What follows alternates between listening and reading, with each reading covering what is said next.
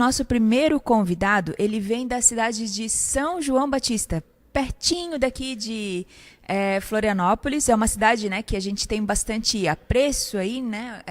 Estende aí o laço familiar para lá também. Para mim é uma grande honra poder entrevistar hoje Micael Trainotti, terapeuta. Seja muito bem-vindo.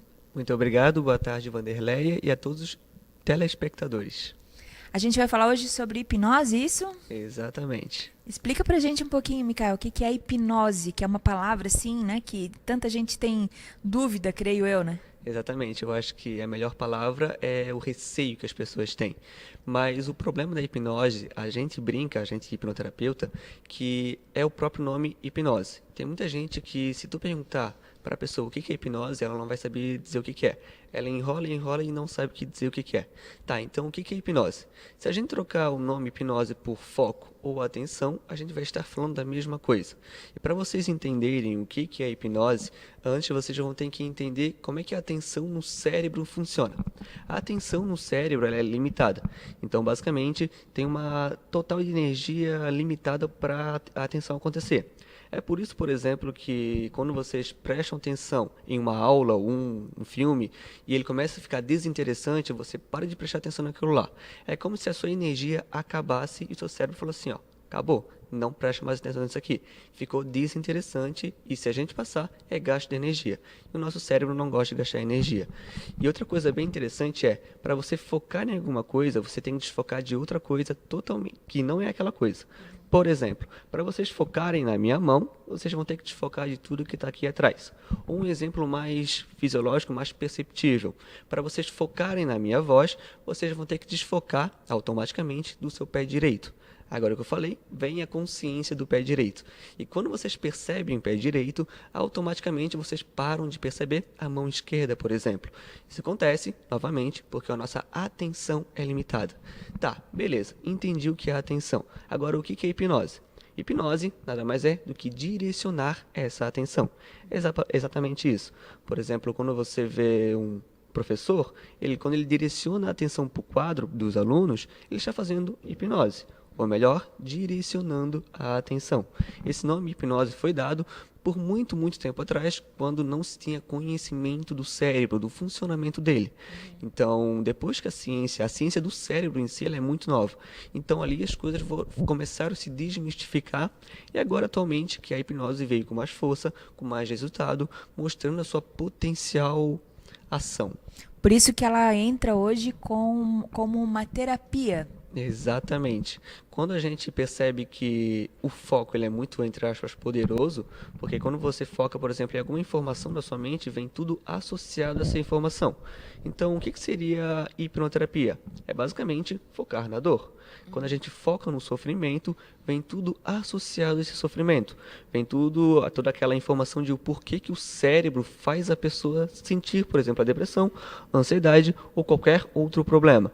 E quando isso vem à consciência, então a gente começa a resolver. Alterando, por exemplo, as informações que estão no cérebro, tudo é alterado. E quais são os problemas que hoje uma terapia com hipnose ou uma hipnoterapia resolve? A lista é bem extensa, vai desde, por exemplo, ansiedade, depressão, síndrome do pânico, até as mais incríveis, na minha opinião, que são as doenças psicossomáticas, que são doenças geradas pelo cérebro. Exemplos são bruxismo, gagueira e até infertilidade ou disfunção sexual. Esse tipo de coisa não tem um problema no corpo, não tem nada que no corpo gere isso, mas o cérebro está fazendo a pessoa sentir isso. O sistema nervoso faz a pessoa sentir isso. É basicamente aquela enxaqueca ou aquela dor nas costas que a pessoa sente, que ela foi em vários e vários médicos e não tem solução. Ali já a própria medicina já entende que existe de fato essas doenças psicossomáticas. Sim, e é aquele tipo de doença que é aquela dorzinha que está aqui, está lá, está muito ligada ao emocional, que está ligado com a mente e entra daí no teu trabalho. Exatamente. Tudo que é emocional, vamos dizer, entra no meu trabalho. Porque se é emocional, é o cérebro que está gerando. E se o cérebro está gerando, é porque ou ele quer emitir um alerta ou porque tem algo de errado acontecendo. E quando a gente fala de emocional, não é algo da cabeça, é algo do corpo. É uma coisa bem interessante que quando eu pergunto para uma pessoa que tem depressão ou ansiedade, a primeira coisa que eu pergunto para ela, e eu acho que eu sou a única pessoa que pergunta isso para ela, é: onde é que você sente no seu corpo? A pessoa fica meio assustada, tipo, como assim? Onde é que eu sinto? Eu falo, tá, no corpo, onde é que você sente quando tem depressão ou ansiedade? Fala, não sei, por aqui, no peito, dá um negócio na garganta. Falo, exatamente. O seu emocional é toda alteração fisiológica. Quando o seu corpo muda, significa que tem uma emoção agindo. Eu já vi vários casos de fibromialgia que, após um atendimento de hipnose, tiveram a solução, digamos assim, ou a remissão, né? A gente não fala em cura, né? Mas tiveram a remissão de vários sintomas, e isso é fato, né? Exatamente. A hipnose ela já tem vários artigos científicos mostrando o seu potencial.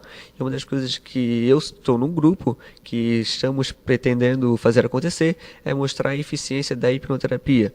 Porque tem muita gente que deixa de lado, tipo, isso não existe, ou não dá certo, porque não está escrito cientificamente. E quando isso cair, quando mostrar cientificamente, acaba as desculpas. Aí pronto. E é pura ciência, não tem nada de místico, não tem nada disso, né? Micael, eu queria que tu falasse como que funciona o teu atendimento, como que são as tuas consultas. Uma consulta só, um atendimento só resolve ou precisa de várias sessões? Perfeito. A minha consulta, eu normalmente tenho uma consulta de avaliação para saber se aquela pessoa de fato precisa do meu trabalho. De vez em quando não sou o melhor, eu não sou a melhor pessoa para ajudar ela. Talvez por exemplo, um psicólogo é melhor para ela, ou um psicanalista, ou uma outra coisa. Primeiro eu faço essa análise. Depois que eu percebi que eu posso ajudar, então eu encaminho para a terapia. A terapia, a diferença da hipnoterapia é que ela de fato trata o problema muito rapidamente. Em uma sessão, até no máximo 3 sessões. Então, depois que eu percebo que eu posso ajudar, a gente faz para isso e é muito mais rápido e a pessoa de fato sai muito mais diferente. É até engraçado que depois de 3 meses eu tenho um retorno para saber o que mudou, o que aconteceu, como é que está a vida dela. É bem interessante que até a postura dela, o modo de vestir dela mudam. E isso até é um fato relevante e importante para a gente decidir se a gente vai para uma psicoterapia, para uma hipnose ou para que tipo de terapia que a gente vai, né? Porque tem diferença entre si, né? Exatamente, tem muita diferença entre, por exemplo, uma psicologia e uma hipnoterapia, por exemplo, ou uma psicanálise. Como a gente tinha comentado, quando a gente entra em saúde mental, fica um embololô. Para onde é que eu vou? O que que eu faço? O que que é psicologia? O que que é hipnoterapia? O que que é psicanálise? E é ali que eu normalmente tento ajudar muito mais a pessoa nessa avaliação de consulta. Qual que é a diferença? A psicologia, ela vai trabalhar muito mais o seu consciente. Ela não dá tanto a voz para o inconsciente. Ela entende que mudando o seu pensamento, muda o seu comportamento. Já na hipnoterapia, a gente troca para o outro lado. A gente vê muito mais o inconsciente. Para você ter um pensamento, já foi decidido antes. Para você fazer um comportamento, já foi decidido antes. Isso é o que estou falando? Não, são artigos científicos que já mostraram que antes de a pessoa fazer qualquer coisa, essa escolha, essa decisão já foi tomada pelo cérebro segundos antes. Então o que acontece de fato é que a gente só tem consciência do que o cérebro já tomou como decisão. Tá, e qual a diferença então da psicanálise? A psicanálise, ela em si não é uma terapia, ela é basicamente uma análise, algo que você tem que fazer para o resto da vida. Então essa é a principal diferença. Psicologia dá foco no seu consciente, hipnoterapia dá foco no seu inconsciente. E a psicanálise é basicamente aquilo que vai te acompanhar e te mostrar alguns insights. E não adianta, a gente precisa de todos eles e quando a gente entende isso, que em determinados momentos é um ou outro profissional que resolve, a nossa vida flui de uma maneira totalmente diferente, né? Hoje você atende em São João Batista, Balneário Camboriú, quais são os teus locais de atendimento? Exatamente. Hoje eu atendo em São João Batista, que é a minha cidade natal, e em Balneário Camboriú, que é o local que eu vejo que tem muita gente que procura muito. Então eu abri esses 2 lugares para poder ajudar mais pessoas. Micael, deixa o teu Instagram, tuas redes sociais, o teu contato, tua mensagem final aqui para quem está aí nos assistindo e já fica o convite para você voltar mais vezes, que eu acho que a gente precisa explorar mais esse tema, né? Já gostei do convite. Então, meu Instagram, para quem quiser mais conteúdo sobre hipnose, especialmente sobre o cérebro, é MT Psicoterapia. Também tem no Facebook MT Psicoterapia e nesses dois locais vocês vão achar também o meu número para contato. Também, se vocês quiserem aprofundar um pouquinho mais, que eu gosto de colocar alguns artigos, é no meu site. Só colocar também MT Hipnoterapia no Google que vocês vão achar com a maior facilidade. E vamos cuidar aí, né, daquilo que a gente não vê, porque eu acho que esse é o segredo do sucesso e 2021 pede muito isso, né, Mikael? Exatamente. Em pleno 2021, nesse século, onde a gente não dá tanta bola, especialmente para a alimentação, para o sono, a falta da saúde mental vem como consequência. Então, se a gente conseguir cuidar da saúde mental, a gente consegue, por exemplo, melhorar nosso relacionamento com as pessoas que estão próximas de nós. Porque o que eu vejo mais é que quem sofre de fato com a pessoa que está com problemas são as pessoas ao redor. Então, cuidar dos outros é cuidar de nós. E cuidar de nós significa cuidar dos outros.